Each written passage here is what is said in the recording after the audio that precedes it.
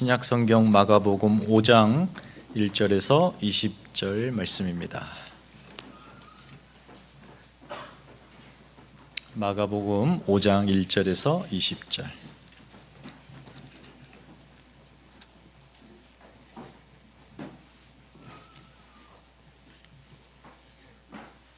한 절씩 교독하겠습니다. 예수께서 바다 건너편 거라사인의 지방에 이르러 배에서 나오심에 곧 더러운 귀신 들린 사람이 무덤 사이에서 나와 예수를 만나는 자. 그 사람은 무덤 사이에 거처 하는데 이제는 아무도 그를 쇠사슬로도 맬 수 없게 되었으니 이는 여러 번 고랑과 쇠사슬에 매였어도 쇠사슬을 끊고 고랑을 깨뜨렸음이로라. 그리하여 아무도 그를 제어할 힘이 없는지라. 밤낮 무덤 사이에서나 산에서나 늘 소리 지르며 돌로 자기의 몸을 해치고 있었더라. 그가 멀리서 예수를 보고 달려와 절하며 큰 소리로 부르짖어 이르되 지극히 높으신 하나님의 아들 예수여, 나와 당신이 무슨 상관이 있나이까? 원하건대 하나님 앞에 맹세하고 나를 괴롭히지 마옵소서 하니, 이는 예수께서 이미 그에게 이르시기를 더러운 귀신아 그 사람에게서 나오라 하셨습니다. 이에 물으시되 네 이름이 무엇이냐? 이르되 내 이름은 군대니 우리가 많음이니이다 하고 자기를 그 지방에서 내보내지 마시기를 간구하더니 마침 거기 돼지의 큰 떼가 산 곁에서 먹고 있는지라. 이에 간구하여 이르되 우리를 돼지에게로 보내어 들어가게 하소서 하니 허락하신데 더러운 귀신들이 나와서 돼지에게로 들어가매 거의 2,000마리 되는 떼가 바다를 향하여 비탈로 내리다라 바다에서 몰살하거늘 치던 자들이 도망하여 읍내와 여러 마을에 말하니 사람들이 어떻게 되었는지를 보러 와서 예수께 이르러 그 귀신 들렸던 자 곧 분대 귀신 집혔던 자가 옷을 입고 정신이 온전하여 앉은 것을 보고 두려워하더라. 이에 귀신 들렸던 자가 당한 것과 돼지의 일을 본 자들이 그들에게 알리매 그들이 예수께 그 지방에서 떠나시기를 간구하더라. 예수께서 배에 오르실 때 귀신 들렸던 사람이 함께 있기를 간구하여 다 같이 읽습니다. 허락하지 아니하시고 그에게 이르시되 집으로 돌아가 주께서 내게 어떻게 큰 일을 행하사 너를 불쌍히 여기신 것을 내 가족에게 알리라 하시니 그가 가서 예수께서 자기에게 어떻게 큰 일 행하셨는지를 데가볼리에 전파하니 모든 사람이 놀랍게 여기더라. 아멘. 오늘 우리 노 회장님 나오셔서 말씀 전해 주실 텐데 나오실 때 우리 큰 박수로 뜨겁게 환영해 주시면 감사하겠습니다.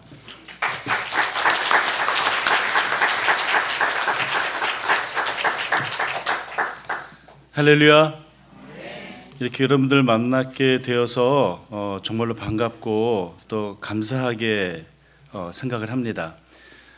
저는 올해 해외 아닌 장로회 동로회의 노회장으로 섬기고 있는데요. 보통 노회장이 이렇게 교회 방문해서 이렇게 그 말씀도 전하고 이렇게 하신다는 그런 생각과 얘기를 드리면 머리도 하얗고 나이가 많으신 목사님이 오실 거라고 다들 생각을 하세요. 그래서 제가 나타나면 놀라시더라고요. 두 번 놀라세요. 한 번은 너무 젊은 목사가 와서 놀라시고요. 또 한 번은 제가 50대 중후반이라고 얘기하면 그걸 가지고 또 놀라세요. 여러분처럼.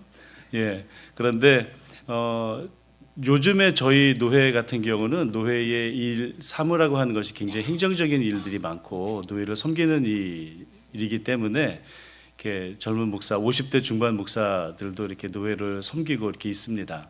그래서 오늘 이렇게 여러분들과 함께 만나게 되고 또 이렇게 말씀 전하게 되어서 영광으로 생각을 합니다.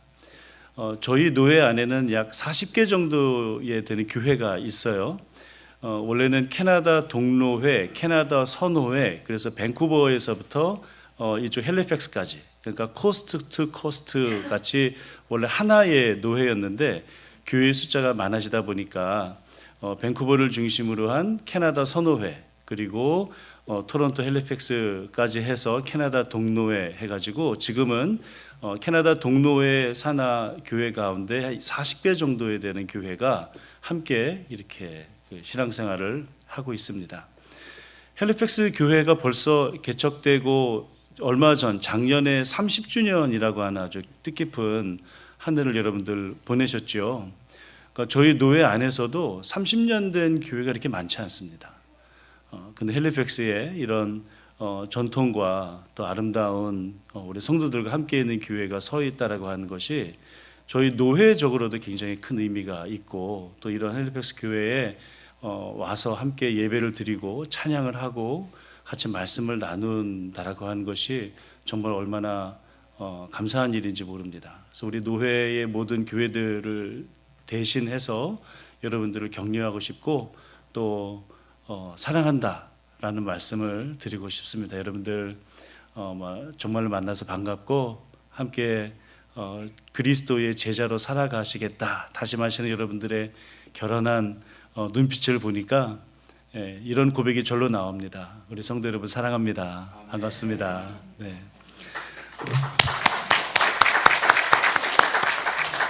네, 우리 찬양 인도하시는 집사님이시죠?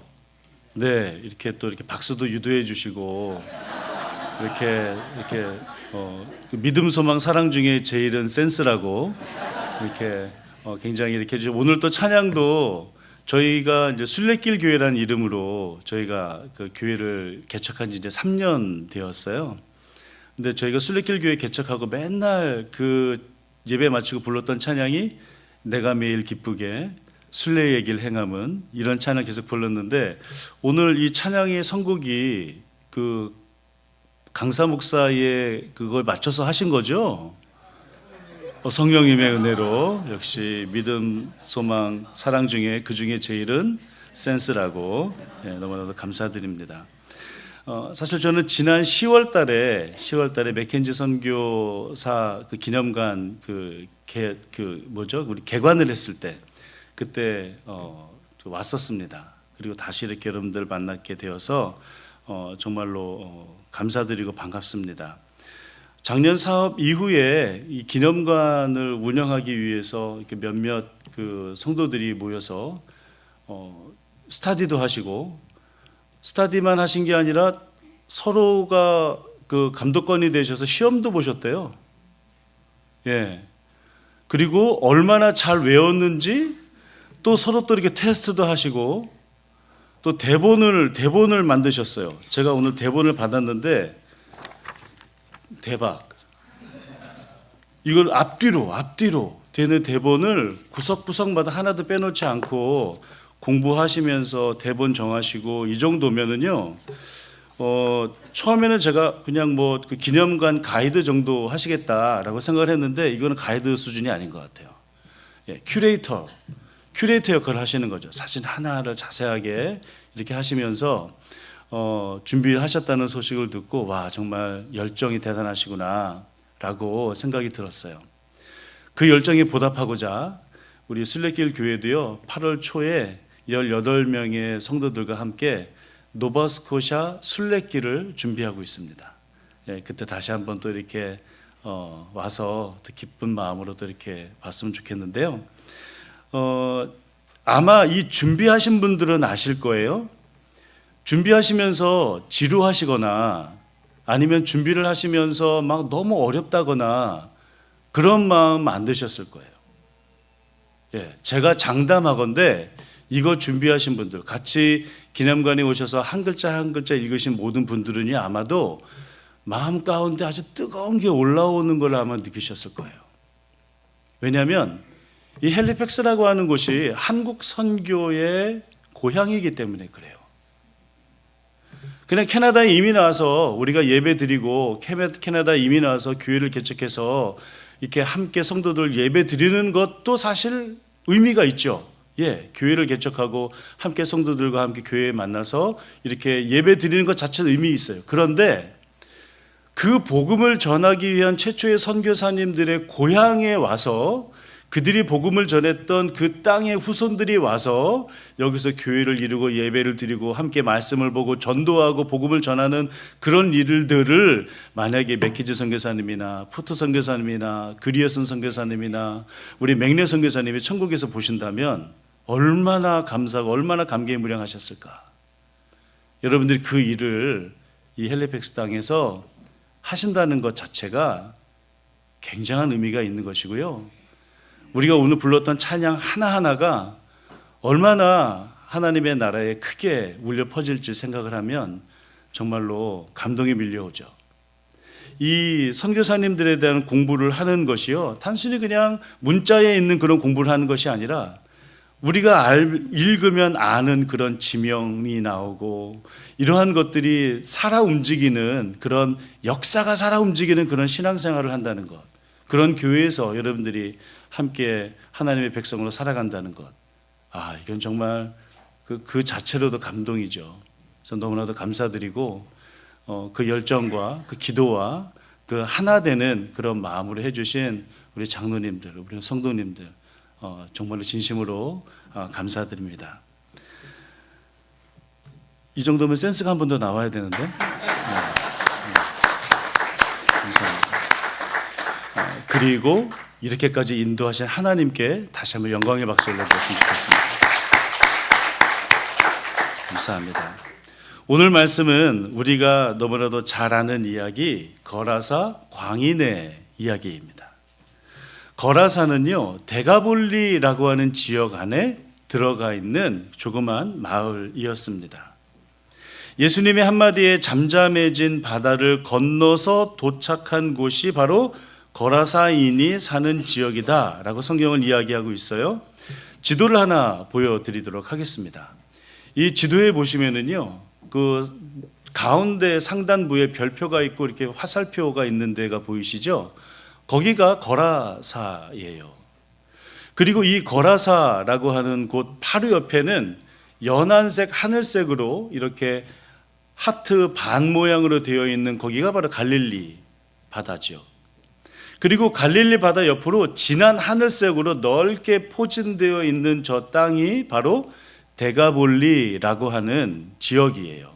그래서 데가볼리는 어떤 한 지역을 얘기하는 게 아니라 사실은 10개의 도시가 모여져 있는 곳, 데가볼리, 데카폴리스. 보통 우리가 10년 하면 데케이드 이렇게 얘기를 하잖아요. 거기서 나오는 그 데카, 10개의 도시가 모여져 있는 하나의 집합체와 같은 그런 곳이에요. 지도를 다시 한번 보면은요, 데가볼리 안에는 우리가 너무나도 잘 아는 도시도 속해져 있어요. 여러분, 사도행전 말씀을 묵상을 하시다 보면 그 바울이 사울 되었을 때에 그리스도인들 잡으러 어디로 가다가 예수님 만나죠? 다메섹 가다가 만나죠. 그 다메섹이 데가볼리에 속해져 있는 최북단의 도시 중에 하나입니다. 지도에 보시면 오른쪽 맨 끝에 북쪽에 이렇게 조그맣게 그 붉은색으로 표시가 되어 있는 거기가 바로 다메섹이에요. 그러니까 데가볼리 하면은 우리가 보통 또는 우리가 거라사 하면은 이미지가 어떠신가요? 광인이 있고 무덤이 있고 돼지 떼가 있고 굉장히 가난하고 이런 도시다라고 생각을 할 수가 있잖아요. 근데 사실은 그렇지가 않았어요. 이 데가볼리라고 하는 도시, 10개의 도시는 서로 무역을 하고 서로 교류를 하고 군사적으로도 정치적으로도 굉장히 긴밀하게 연관이 되어 있었던 그런 도시입니다. 옆에 주변에 있는 나라들에게 대항하기 위해서 10개의 도시가 연합해서 데가볼리라고 하는 지역을 세웠으니까 이 데가볼리는 경제적으로도 굉장히 활발했고, 정치적으로나 여러 가지 면에서도 굉장히 긴밀하게 서로 소통하는 그런 도시였다라고 하는 거예요. 우리가 말씀을 보니까 돼지를 방목하고 있었는데 그 돼지의 숫자가 몇 마리라고 그러던가요? 2,000마리가 넘는다라고 그랬죠. 지금도 돼지 2,000마리 키우면은 굉장히 그 큰 농사를 짓는 거 아닌가요? 그죠? 근데 지금으로부터 2000년 전에 돼지를 2,000마리를 방목을 했다? 그리고 돼지를 치는 사람을 따로 두었다? 라고 하는 거는 거라사라고 하는 지역이 굉장히 경제적으로도 부유했던 지역이다라고 생각할 수가 있지요. 유대인들은 사실 이 돼지고기를 지금도 먹질 않지요. 지금 만약에 유대인 친구를 만나서 유대인 친구에게 돼지고기를 대접한다 그러면 굉장히 결례죠. 지금도 돼지고기 먹지 않아요. 그런데 로마 사람들은 돼지고기를 굉장히 좋아했어요. 그러니까 2,000마리 정도에 되는 이런 돼지를 키울 정도의 경제의 규모가 어느 정도였는지 짐작할 수 있는 부분이지요. 한 가지 주목해야 될 것은 여기에 사는 사람들은 유대인들이 아니었다라고 하는 거예요. 거라사인이 사는 지방에 예수님이 가셨다라고 하는 것은 이 땅은 이방인들이 사는 동네구나. 다시 말로 어떤 얘기를 할 수 있냐면 유대인들은 그 지역을 지나가더라도 그 마을을 통과해서 갔다 안 갔다? 안 갔다. 그들과 같이 밥도 먹지 않았다. 거라사는 그런 지방이었습니다. 한마디로 보이지 않는 벽이 거기 이렇게 세워져 있었던 거죠. 그런 거라사에서 마태복음에서는 가라다 지방으로 나오는 이곳에서 예수님과 제자들이 만난 사람은 온몸에 피투성이에 옷은 다 벗은 채로 머리는 산발을 하고 괴성을 지르고 엄청난 속도로 그들에게 달려오는 미친 자, 군대 귀신 들린 사람이었다라고 하는 것이에요. 예수님이 만나러 온 사람은 바로 그 사람이었어요. 제자들은요, 그전에도 귀신 들린 사람을 본 적 있죠. 어디서 봤어요? 회당에서 봤어요. 예수님 회당에서 가르치실 때 귀신 들린 자가 나타나서 거의 지금 이 군대 귀신 들린 이 귀신이 얘기하는 거랑 거의 비슷하게 얘기해요. 하나님의 아들이시여, 당신이 나와 무슨 상관이 있습니까? 나를 이렇게 괴롭게 하지 마소서, 나를 떠나소서, 이런 얘기를 한 것을 제자들은 본 적이 있죠. 그리고 회당에서 예수님이 그 귀신 들린 자를 치유해 주시는 장면도 봤어요. 그런데 이번에는 좀 상태가 심상치가 않아요. 훨씬 더 위험해 보여요. 훨씬 더 위험해 보이고, 그리고 제자들은 좀 약간 불쌍해 보이기도 해요. 왜냐하면 제자들은 엄청 당황했을 거거든요. 왜냐하면 그 거라사의 광인이 예수님과 제자들이 있는 곳으로 이렇게 막 달려왔을 때는요, 예수님은 알고 있었어요. 말씀을 보니까 그가 달려온 이유는 예수님께서 그 귀신에게 나가라고 얘기하셨기 때문에 그 광인이 나를 괴롭게 하지 마세요라는 말을 하기 위해서 예수님에게 막 달려왔던 거예요. 그러니까 예수님은 마음의 준비를 어느 정도 하고 계셨죠. 근데 제자들은요, 몰랐어요. 여러분들 한번 생각 한번 해보세요. 만약에 여러분들이 어디에 딱 도착을 했는데 갑자기 어디서 소리를 막 지르는 사람이 옷도 다 벗고 있고 온몸에는 피투성이에 머리는 산발을 하고 수염은 그냥 얼굴이 시커멓게 있는 상태에서 여러분들에게 그냥 막 달려온다고 생각을 해보세요. 여러분들 지금 저를 보시는 그 표정으로 과연 계실 수 있을까요? 아니, 엄청 당황했겠죠. 엄청 당황했어요. 얼마나 그 장면이 그들에게 각인이 되었는가. 어디서 알 수 있냐면요, 이 거라사 광인의 이야기가 이 마가복음의 1절서부터 20절까지 있어요. 그런데 이 광인을 설명하는, 이 광인의 모습과 예수님께로 달려오는 그 모습을 설명하는 그 구절이 20개의 구절 중에 5개의 구절이 그 광인을 설명해요. 그러니까 전체 오늘 거라사 광인의 이야기 가운데 25%를 할애해서 그 광인을 묘사합니다. 한번 읽어볼까요? 3절서부터. 저는 이제 새 번역으로 가지고 있는데 한번 읽겠습니다. 시작. 그는 무덤 사이에서 사는데 이제는 아무도 그를 쇠사슬로도 묶어둘 수 없었다. 여러 번 쇠고랑과 쇠사슬로 묶어두었으나 그는 쇠사슬도 끊고 쇠고랑도 부수었다. 아무도 그를 휘어잡을 수 없었다. 그는 밤낮 무덤 사이나 산속에서 살면서 소리를 질러대고 돌로 제 몸에 상처를 내곤 하였다. 그가 멀리서 예수를 보고 달려와 엎드려 큰 소리로 외쳤다. 정말 제자들이 놀랐을 것 같지 않습니까? 근데 제자들이 이번만 놀랐나요? 어젯밤에는 어땠어요? 어젯밤에 예수님께서 많은 사람들에게 비유로 가르치시다가 급하게 제자들을 재촉해서 배를 타고 바다 건너편으로 가자라고 했어요. 예수님을 따라갔는데 예수님을 따라간 그 항해의 길은 평화로운 그런 달빛이 흐르는 노바스코시아 헬리팩스의 그 바다의 어젯밤 바다처럼 그렇게 잔잔하고 아름다웠을까요?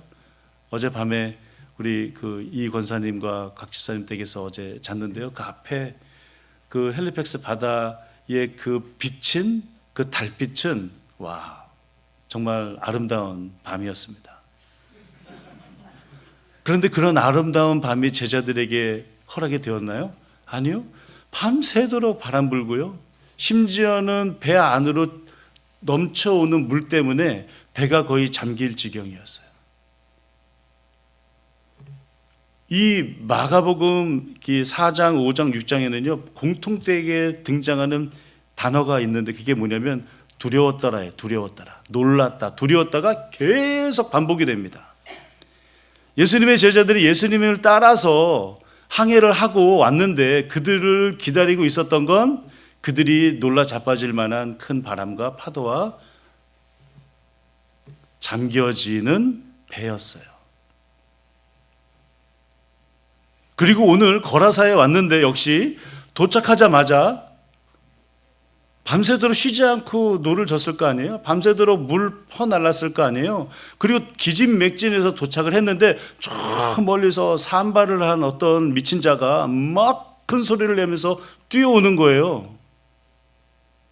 예수님은 알고 있었고 제자들은 몰랐고 제자들이 얼마나 놀랐을까? 어쩌면 그러한 상황이 우리의 인생하고 너무 비슷하지 않나요? 여러분 예수님을 따라서 제자가 된다라고 생각을 하시고 신앙생활을 하시고 교회에 오셔서 교회 일원으로 성도로 신앙생활을 하시는데 여러분들의 인생이 예수님 만나고 더 편해지셨나요? 아니죠. 예수님 만나고 더 불편해지셨죠. 그전에는 남들이 하던 거 남들이 다 하니까 나 할 수 있어라고 생각을 했지만 이제는 뭔가 내 안에 계신 성령님이 넌 그러면 안 되지. 넌 이 길로 가야지. 너는 좁은 길로 가야지. 이런 마음 때문에 여러분들이 마음에 더 갈등이 생기지 않으신가요? 여러분들의 인생은 여러분들의 계획대로 다 되셨나요? 옆에 계신 여러분들의 아내와 남편을 보세요. 여러분 마음대로 되시나요? 네? 남의 편인지 남편인지 모를 정도로. 여러분들의 자녀는 어떤가요? 제 가정에는 아들 둘이 있는데요. 우리의 가정의 분위기는 점점점 더 암울해지고 있어요. 네. 정말 요즘 같으면 와, 딸 가진 그 가정이 얼마나 부럽든지 점점점 암울해지고 있어요. 집에 있는지 없는지 화장실 물 내리는 소리가 나면 있구나. 우리 자녀들도 우리 마음대로 되질 않잖아요. 도대체 우리의 인생에 예수님 만나고 좋아진 게 뭐죠? 여러분들의 목표에 삶의 목표에 여러분들이 교회를 다니시고 신앙생활 하시면서 그 목표가 다 이루어지셨나요? 아니에요. 근데 우리는 왜 예수님을 찬양하고 순례의 길 갈 거야, 좁은 길로 갈 거야 그런 찬양을 하면서 박수 치시고 기뻐하시냐 말이에요. 왜냐하면 우리의 목적이 이 세상에 있지 않기 때문이죠. 우리의 목적은 예수님이 가셨던 그 길을 따라가기 위함이란 말이에요. 그래서 우리 앞에 놓여져 있는 여러 어려움들과 문제들과 해결할 수 없는 심지어는 우리가 어떻게 할 수 없는 그런 상황 가운데서도 우리가 흔들리지 않는 것은 예수님이 제자들과 함께 계셨던 그 예수님이 우리와 함께 계시기 때문이잖아요. 그게 제자의 길인 거예요. 인생 편하게 살기 위해서 성공하기 위해서 원하는 것을 얻기 위해서가 아니라 내가 살아가는 그 길 가운데 나는 예수님과 동행할 거야. 놀라지 않을 거야. 두려워하지 않을 거야. 심지어는 내가 탄 이 배가 침몰한다 하더라도 괜찮아. 왜냐하면 예수님이 계시니까. 그러니까 예수님이 제자들에게 그것을 가르쳐 주시고 계신 거죠. 배에서 내리면서 놀라지 마라. 한마디만 해주셨으면 감사할 텐데. 그 놀람을 100% 그대로 받게 해주시고 일어난 일들을 목격하게 해주시는 예수님. 좀 약간 시크하신 분이시기도 하시고 그분이 우리의 삶 가운데 함께 계신 예수님이라고 생각을 한다면 네, 때로는 놀라운 일이 우리가 감당할 수 없는 일이 벌어진다 하더라도 감사할 수 있는 우리 모두가 되시기를 주님의 이름으로 축원드립니다. 이 일들이 거라사에 도착하자마자 벌어진 일이에요. 그러면 이제 광인을 한번 볼까요? 그런 거라사 지방에는 골칫덩어리가 하나 있었어요. 온몸에 피투성이를 하고 옷은 다 벗고 다니면서 무덤 사이에서 산속에 살고 있고, 이 굉장히 특이한 거는 뭐냐면 밤새 비명을 지르는데요. 이게 뭐예요? 마을 사람들이 다 들은 거죠. 밤에 소리 지르고 막 이러면 더 잘 들리잖아요. 그러니까 모든 마을 사람들이 다 그 사람이 소리 지르는 소리를 다 듣고, 저 또 난리네, 이런 생각을 하면서 밤잠을 잔다는 겁니다. 귀신 들린 광인, 그 미친 자가 거라사 지방에는 골칫덩어리였어요. 이것은 사탄과 마귀에게 사로잡힌 자가 어떤 현실을 겪고 있는지를 잘 알려주는 대목이죠. 살아는 있으나 살아있지 않은 인생을 사는 사람. 다시 말해서 예수님을 떠난 인간의 상태가 아무리 겉으로 보기에 좋아도 실질적으로는 그 안에 파괴적이고 자학을 하며 영적으로 죽어있는 악의 매인 상태를 그대로 상징적으로 이 거라사 광인이 보여주고 있다라고 하는 것입니다. 마을 사람들 가운데 그를 말릴 수 있는 사람은 아무도 없대요. 그에게 손에 발에 쇠고랑과 쇠사슬을 묶어놔도 그를 다 깨버렸대요. 어쩌면 지금쯤이면 아마도 이 모든 마을 사람들이 이 사람을 포기한 상태 아닐까요?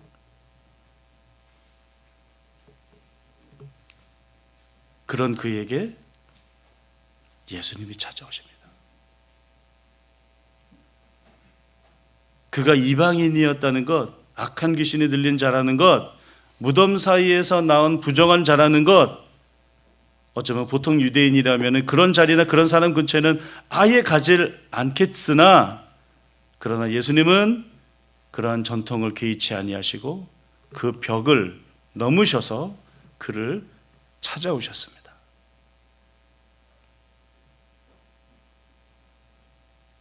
이것이 은혜입니다. 예수님은 그들의 이름이 무엇인지를 질문하세요. 그들은 자신의 이름을 군대, 리전 또는 레기온이라고 이야기를 합니다. 그들의 숫자가 많아서 그런 이름을 붙였다고 해요. 여기서 군대라고 하는 것은 그때 당시 로마 군대의 군대 편제 중에 하나의 단위예요. 보통 우리 한국으로 얘기하면 여단 정도의 규모, 약 3,000명에서 5,000명 정도 되는 규모가 바로 군대, 리전, 레기온의 그 규모였습니다. 100명의 군사의 대장은 우리가 뭐라고 부르죠? 백부장. 1000명의 군사는 천부장. 그러면은 이 군대, 레기온에는 천부장이 몇 명 있는 거예요? 적어도 3명에서 5명 정도의 천부장이 있는 아주 큰 그런 그 규모이지요. 예수님은 이 많은 수의 귀신 군대에 사로잡혀 있는 사람이라 할지라도 그를 그대로 두고 떠나지 않으십니다. 예수님은 귀신을 쫓아내시는데 귀신들은 돼지 속으로 들어가게 해달라고 합니다. 예수님은 그것을 허락하시죠. 그리고 귀신들은 그 사람에게서 나와서 돼지들 속으로 들어가고 그 돼지들은 물속으로 뛰어들어 다 빠져 죽게 되었습니다. 생명에 붙어서 기생하는 이러한 악한 영들이 돼지에게 들어가 살 것 같았지만 결국에는 그들은 심판받았습니다. 마치 물에 빠져 들어가는 돼지들의 모습이 홍해에 빠진 바로의 군대 같이 보이기도 합니다. 예수님의 승리를 상징적으로 보여주는 장면이기도 하겠습니다. 그러니까 이 미친 자, 그 마을의 골칫거리였던 이 광인이 온전케 돼요. 그것을 마가복음은 어떻게 증언하고 있냐면 그가 옷을 입고 예수님 앞에 얌전히 앉아 있었다라고 기록하고 있습니다. 자, 근데 문제는요, 그렇게 마을 사람들이 골칫덩이였고 아무도 그를 제어할 수 없고 모든 사람이 포기했던 그 사람이 온전케 되었다라고 하면 여러분들의 마음은 어떠세요? 여러분들 마음 가운데 있는 혹시 어떤 그 해결할 수 없는 어떤 그런 문제가 해결되었다 그러면 너무 기뻐하실 것 같지 않으세요? 근데 심지어는 어떤 일이나 상황이 아니라 어떠한 사람이 온전케 되었다라고 한다 그러면 여러분 정말 그것처럼 기쁜 일이 없잖아요. 근데 문제는 사람들의 반응이었어요. 돼지를 키우던 사람들이 마을에 가서 이 소식을 전해요. 돼지를 키우던 그 목자들이 마을에 가서 전해요. 그러면 그분들의 그 리포터의 그 포인트는 어디였을까요? 마을 사람들이 바닷가에 옵니다. 그리고 그들은 온전케 된 사람을 보고 두려워했다라고 이야기를 합니다. 근데 문제는 여기서 발생하죠. 그 마을 사람들의 골칫덩어리였던 이 광인이 나음을 받았음에도 불구하고 그것을 기뻐한다라는 표현이 마가복음에 전혀 없어요. 그냥 두려워했다. 요거 표현만 있어요. 근데 문제는 그러한 사람을 치유하고 그 마을의 골칫덩이를 해결했던 예수님이 계셨는데 그거 예수님을 보고 그 마을 사람들이 뭐라고 얘기하냐면 예수님 그냥 떠나주세요 그래요. 그 마을에 초대조차 하지 않습니다. 원래는 이 동네 사람들이요 환대가 미덕이에요. 환대. 손님이 오면 그를 환대해주고 따뜻한 차를 내어주고 어저께 저도 굉장히 따뜻한 환대를 받았는데요. 그게 미덕이고 그게 명예고 그게 그 사람들의 철칙이고 철학이에요. 여러분 론 서바이버라고 하는 영화가 있어요. 2005년도에 아프가니스탄에서 실제로 있었던 일을 2013년도에 영화한 그런 영화인데 한번 보세요. 좋은 영화입니다. 미군이 아프가니스탄에 가서 작전을 해요. 작전을 하다가 민병대에게 노출이 됩니다. 아프간 민병대에게 노출이 돼요. 근데 아프간 민병대 숫자가 굉장히 많았어요. 그래서 미군의 그 작은 소대 하나가 아주 뛰어난 첨단 장비와 소총을 가지고 있음에도 불구하고 숫자에 밀리기 시작을 하면서 이제 쫓기기 시작을 합니다. 쫓기는 가운데 전사한 군인도 있고 다친 군인들도 있어요. 그러다가 이 쫓기던 미군이 아프가니스탄의 어떤 산마을로 들어가게 됩니다. 그 산마을에는 누가 있었냐면 그 마을에 족장이 있었죠. 그 마을의 족장은 이 미군을 어떻게 대했을까요? 그 족장에 있는 마을도요, 사실은 유사시에는 총을 들 수 있는 그러한 무기들도 있었어요. 그 마을에는. 근데 그 족장이요, 부상당하고 온 그 미군을 적군으로 대하지 않고 손님으로 대합니다. 손님으로 대해요. 물을 내어주고 치료할 수 있도록 눕게 하는 자리를 마련해주고 음식을 줍니다. 그러나 여전히 그 쫓아오는 민병대를 미군은 예의주시하고 있었죠. 어느 정도 시간이 지나니까 쫓아오던 민병대가 그 마을 앞에 와서 그들을 내놓으라고 말합니다. 족장은 과연 어떻게 했을까요? 내가 잘 데리고 있었어. 데리고 가. 이랬을까요? 아니요.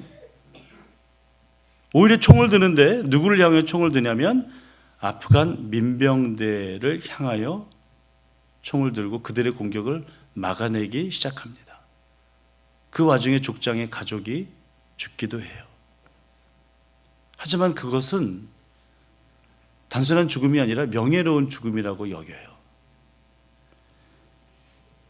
자기 마을에 온 이 사람은 그분이 누구이든 관계없이 우리의 손님이고 그 손님을 환대하는 것이 그들의 명예이고 생명과도 비교해도 부끄럽지 않은 당연한 거다라고 그렇게 생각해요. 그러니까 환대는요, 그 당시 사람이나 지금이나 그들에게 있어서는 굉장히 중요한 부분이었어요. 그런데 온전케 되어 있는 그 사람을 앞에 두고 예수님에게 바로 그들의 마을을 떠나달라고 얘기를 합니다. 그러니까 예수님은요, 거라사에 어떻게 오셨어요? 어제 밤새도록 가버나움에서 가르치시다가 배 타고 오셨잖아요. 거라사 그 해변에 서 계시는데 해변 안쪽으로 뭐 몇 발짝 가셨어요? 아니요. 해변에 계시니까 누가 달려왔어요? 그 광인이 달려왔잖아요. 오늘 말씀을 보니까 마을 사람들이 어디로 왔어요? 바닷가로 왔어요. 예수님은 사실은 바닷가에서 거의 몇 발짝 움직이지도 않은 그 상태예요. 그런데 예수님 보고 떠나래요. 굉장히 이례적인 일이죠. 그럼 왜 그랬을까? 16절 한번 다 같이 볼까요? 시작.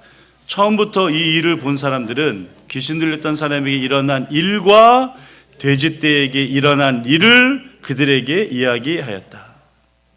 두 가지를 다 얘기했어요.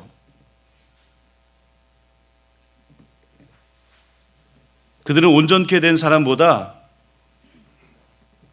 그들에게 끼친 경제적인 손실에 더 집중한 거죠. 한 사람의 가치보다 경제적인 손실의 가치가 그들에겐 더 컸던 것입니다. 아무리 그래도 그렇지 배 타고 바로 돌아가시라? 이게 누가 제정신인가요? 누가 귀신 들린 사람이에요?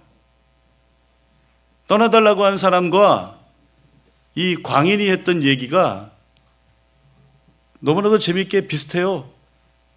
나를 괴롭게 하지 마세요. 당신이 나와 무슨 상관이 있습니까? 떠나주세요.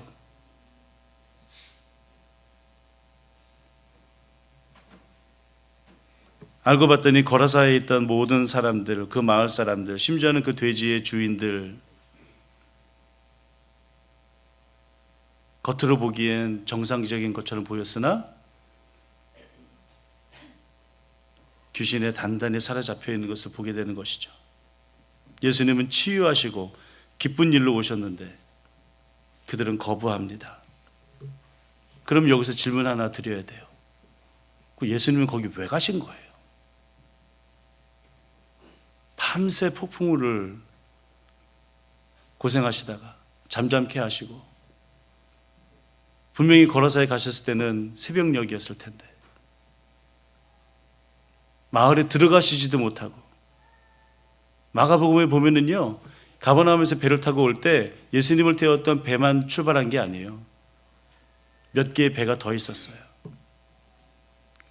그 당시에 배에는 보통 한 10명, 12명 정도 탈 수 있는 그런 배였는데 예수님의 제자들과 예수님을 따랐던 사람들도 같이 왔을 거죠. 근데 거라사 마을엔 들어가 보지도 못하시고 이제 쫓겨나시게 됐는데 우리의 질문은 이겁니다. 왜 예수님은 바다를 건너 그곳에 가셨을까? 마태복음에서는요 제자가 되려면 나를 따라야 한다라는 명제 아래 어떤 제자들은 우물쭈물하고 어떤 제자들은 담대하게 따라요. 그렇게 해서 갔던 갈릴리 바다의 폭풍우를 잠잠케 하신 예수님을 경험해요. 그리고 가다라 지방까지 와요.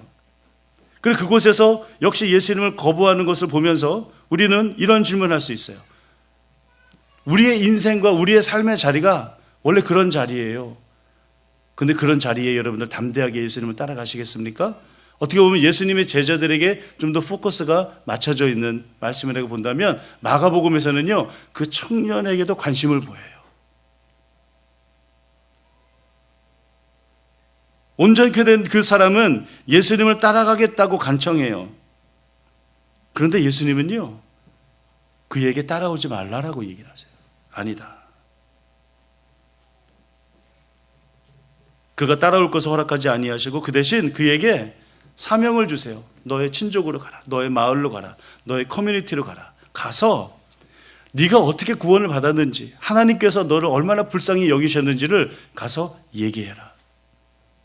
그랬더니 그 사람이 그 말씀에 순종하고 거기에서 더 나아가서 10개의 도시 데카폴리스, 데가볼리 전역을 다니면서 예수님을 증언해요. 그리고 오늘 말씀을 보니까 그의 증언을 듣고 마을 사람들이 많은 사람들이 놀랐더라라고 하는 그러한 말씀을 기록하고 있어요. 예수님의 사역 중에 이방인을 대상으로 하는 사역은 최초의 사역이에요. 적어도 마가복음에 있어서는요. 이것은 앞으로 복음의 방향성이 어디로 되어 있는가? 그 벽을 넘어서 경계를 넘어서 가는 그 사역을 암시하고 있는 것이지요. 예수님께서는 유대인 지역에서 사역을 하실 때는 회당을 중심으로 사역을 하시죠. 회당 중에서 말씀을 가르치세요. 그런데 그 말씀을 가르치시다가 중간에 어떤 이적을 베푸시거나 이러면은 예수님은 항상 뭐라고 말씀하시냐면은 얘기하지 마라. 자신에 대해서 알리지 마라. 아직 때가 되지 않았다. 근데 오늘 거라사 지방에서는 달랐어요. 얘기해라.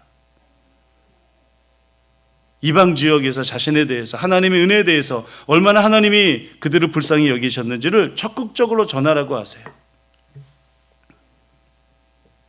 예수님이 파송하신 최초의 이방인 선교사, 이름 모를 거라사 광인입니다. 그럼 다시 질문 던질게요. 예수님이 바다를 건너가신 이유는 무엇입니까? 그 위험을 무릅쓰고 왜 건너가셨습니까? 마을에 들어가시지도 못하고 푸대접 받으시면서 다시 배를 타고 가버나움 이유는 많은 무리들을 뒤로 했어요. 근데 그 무리들이 어떤 무리였냐면 예수님에게 환호하는 그런 무리였어요. 심지어 그들 가운데 몇몇 사람들은 예수님을 이스라엘의 왕으로, 유대의 왕으로 모셔야 된다라고 하는 그러한 무브먼트들이 일어나는, 정말로 예수님에게 열광하고 예수님의 인기가 정말로 올라가는 그러한 상황 가운데에서 그 모든 것을 제쳐두고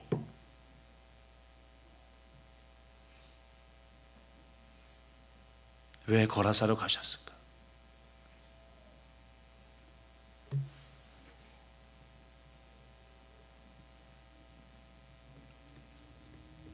결국 그 밤에 항해를 하신 이유는 바로 이 사람, 거라사 광인, 그 한 사람을 생각하시면서 오신 거죠. 그 한 사람을 마음에 품고 오신 거예요.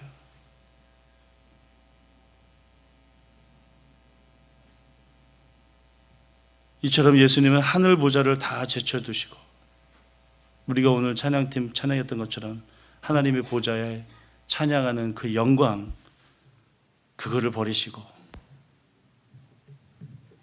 우리 성도 여러분 한 사람을 위해서, 바로 나를 위해서 이 땅에 오셨다는 것입니다. 예수님이 없으면 아무것도 아닌 우리를 위해서, 예수님이 없으면 살아도 산 것이 아닌 우리를 위해서 하늘의 영광을 뒤로하고 자신을 비워 종의 형체로 오신 것입니다. 저는 광인의 모습 가운데에서 예수님을 봅니다. 온몸은 채찍 자리에 피투성이가 된 모습, 벌거벗겨져 조롱당하시는 모습, 손에는 쇠사슬이 묶여 있고 모두가 그를 포기하고 배신한 모습. 결국 예수님은 이 광인의 처참한 그 자리까지 가셨던 것입니다. 원래는 그 자리가 우리의 자리였고 우리가 가야 하고 우리가 있어야만 하는 그 자리 대신 그것으로, 십자가로 오신 것이죠. 예수님이 거라사에 오신 이유가 그 한 사람 때문이라면, 예수님께서 이 땅에 오셔서 십자가에 달리신 그 이유도 바로 여러분 한 사람을 위한 것임을 믿으시기 바랍니다. 예수님은 그 사람을 온전케 하신 것뿐만이 아니라 마가복음은 이것을 강조해요. 그 사람에게 예수님께서 새로운 사명을 부어주셨다. 온전케 된 그 사람은 자신의 뜻을 접습니다. 예수님 따라가고 싶었지만 예수님 허락하지 아니하세요. 하지만 예수님의 말씀에 순종하세요. 그리고 이방인을 위한 이방인 최초의 선교사가 됩니다. 예수님이 파송하신.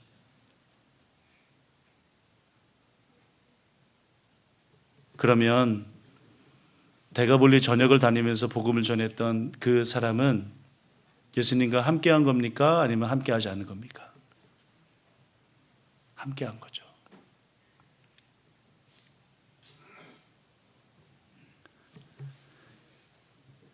마가복음에서 특별히 강조하는 이 청년의, 이 사람의 변화, 이 사람의 사명은 이제 우리에게 어떤 메시지를 주고 있습니까? 우리에게도 그 사명이 있다라고 하는 것입니다. 복음을 전하는 것입니다. 우리를 만난 하나님을 전해야 되는 것입니다.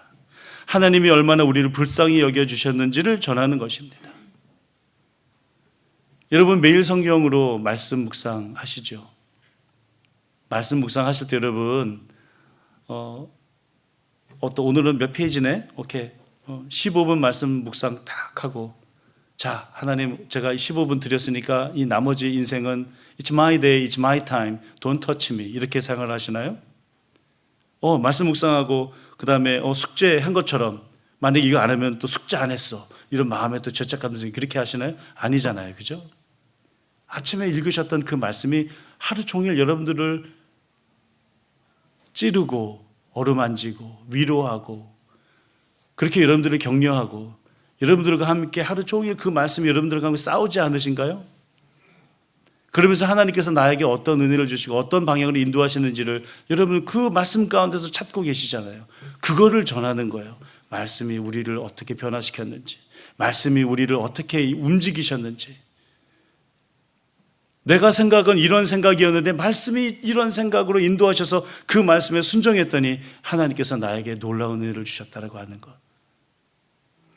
그러한 살아있는 말씀의 묵상이 여러분들 가운데 있기를 소망합니다.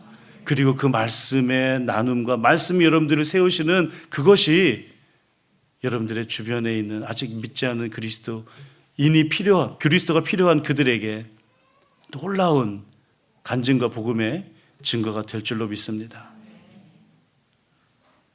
바람도 바다도 잠잠케 하시는 분, 죄로 인하여 얽매인 자들을 해방시켜 주시는 주, 죽음을 이기시고 영원한 생명을 우리에게 주시는 그분을 전해야 되겠습니다. 그 사명을 감당하기 위해서 지금으로부터 100년하고도 훨씬 전에 30대가 채 되지 않는 약관의 29의 청년들이 한국에 가서 복음을 전했다라고 하는 사실이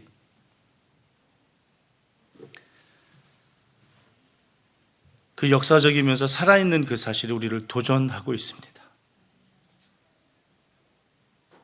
예수님께서 바다를 건너신 이유, 하늘 보좌를 버리시고 종의 형태로 어린 양의 모습으로 이 땅으로 오신 이유, 바로 우리를 복음 사명에 순종하는 제자 만드시기 위해서 오셨다라고 하는 그것을 기억하고 그 사명에 순종하는 모든 제자들 되시기를 주님의 이름으로 축원드립니다. 이 시간 다 같이 기도할까요?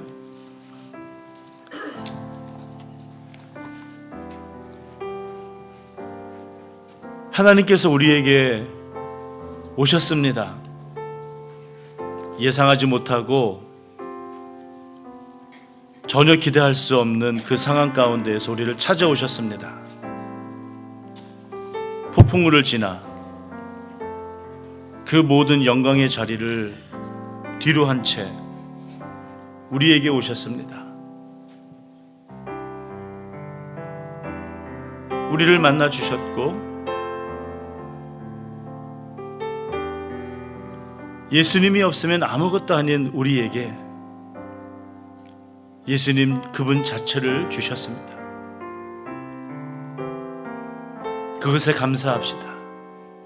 그것을 찬양합시다. 또한 우리를 만나주시고 우리를 살리신 그분께서 그저 그렇게 살아가는 것이 아니라 복음 전하는 사명을 주셨다라고 하는 것, 그것이 우리의 삶의 목적이 되어야 된다는 것, 그것을 오늘 말씀을 통해서도 가르쳐 주십니다. 그 사명 잘 감당할 수 있게 해달라고. 캐나다의 동쪽 끝 헬리팩스에서 신앙생활하는 것 자체가 복음의 증거의 열매인 것, 그것이 우리의 자부심이며 그것이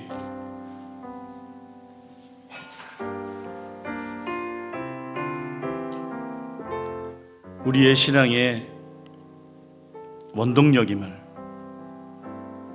우리가 몸소 느끼면서 그 사명 잘 감당하게 해달라고. 예수님처럼 그 벽을 넘게 해달라고, 그 경계 너머로 가게 해달라고.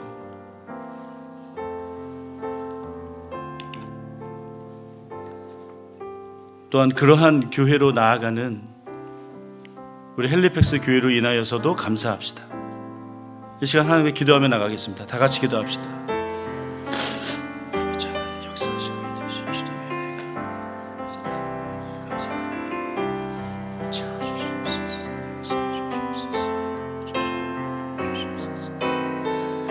아버지 하나님 함께 하시고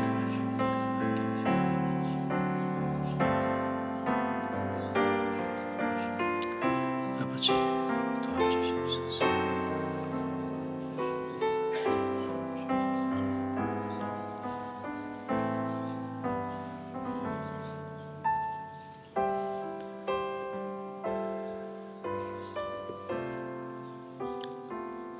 사랑하는 아버지 하나님, 바다를 건너가신 이유, 그 한 사람을 위하여 하늘 보좌를 버리시고 자기를 비워 종의 형체로 입으신 이유, 바로 그 한 사람 나를 위하여 이 땅에 오셨던 그 예수님의 사랑과 고집과 진념과 그 은혜가 우리 가운데 임하였음을 인하여 감사하며 찬양합니다. 이제는 그 은혜에 감사하여 복음을 전하는 사명을 게을리하지 아니하고 그렇게 순정하며 나아가는 우리 모두가 될 수 있도록, 그러한 교회가 될 수 있도록, 그러한 신앙의 공동체가 될 수 있도록 인도하옵소서. 감사하며 예수님의 이름으로 기도합니다. 아멘. 귀한 말씀 감사합니다. 지금은 우리 주 예수 그리스도의 은혜와 아버지 하나님의 무한하신 사랑과 성령님의 감화교통 인도하심이 나를 찾아오신 그 예수님을 묵상하며 가슴에 품고 그 예수님께서 나에게 주신 그 사명을 감당하겠노라 다짐하는 우리 모든 성도들과 그들의 가문 위에, 그들의 가정 위에 지금으로부터 영원토록 함께 하시기를 간절히 축원하옵나이다. 아멘.